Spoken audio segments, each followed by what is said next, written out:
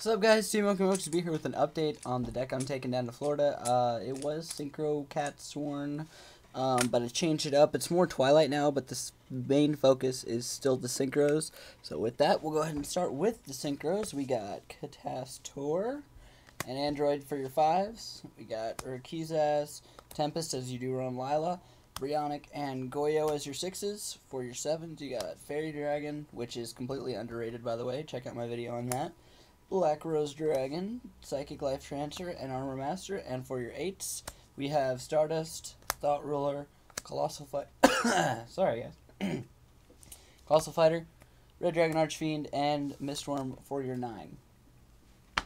Let's go ahead and get on the main deck. Like I said, it is more Twilight-esque looking, but the main focus is still synchroing. I don't like the fact that most Lightsworn decks, like, the only synchro power that they have is Plague Spreader.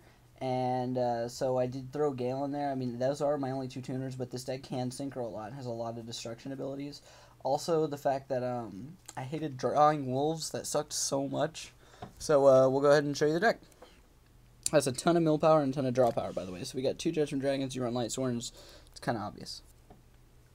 2 Celestias. You run Raikou with the hamster, so why not? Plus wolves. Lila, I only have 1, otherwise I would run more.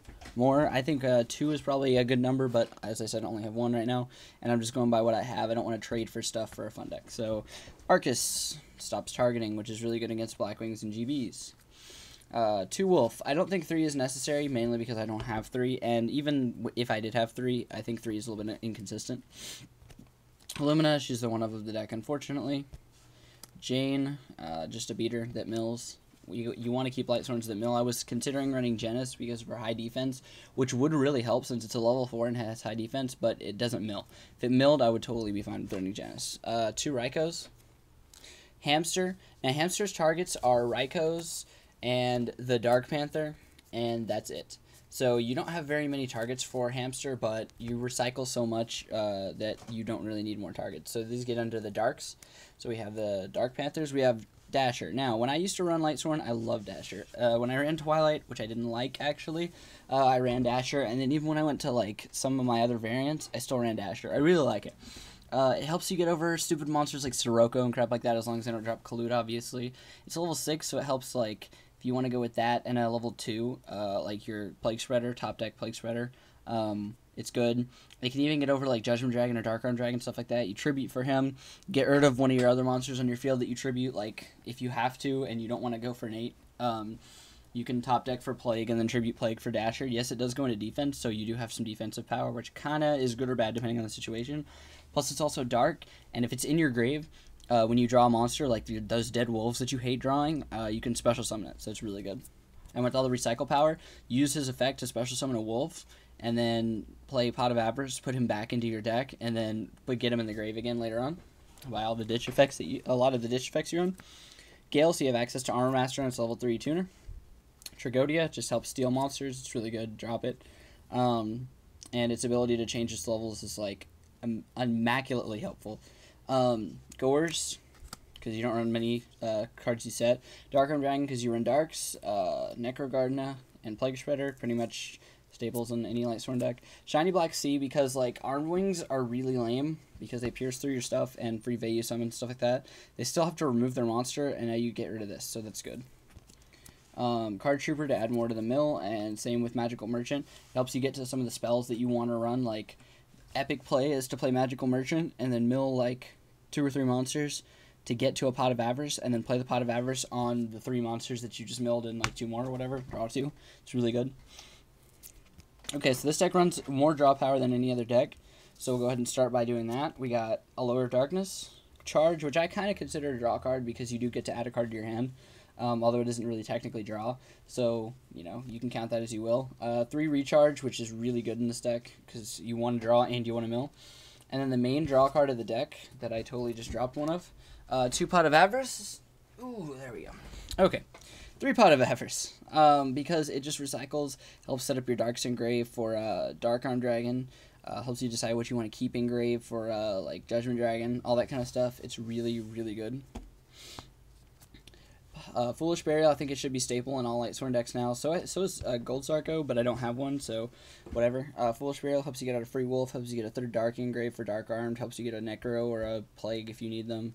2 Book of Moons because you do run the Raikos and the Hamster and stuff like that. Yeah, it's also a good defensive card. Brain because it wins games. Heavy because even though Starlight Road is out, I mean, Stardust isn't really that big a deal for this deck because Judgment Dragon can just run it right over in, and Judgment Dragon is free. 2 Beckoning Light to help get back your lights. 1 Decree, and 1 Dust Shoot. Now, I'm going to go ahead and say, even though I'm about to do side deck, that Dust Shoot is just in for game 1. Dust Shoot game 2, or if you're not going first, we'll go out for another Decree.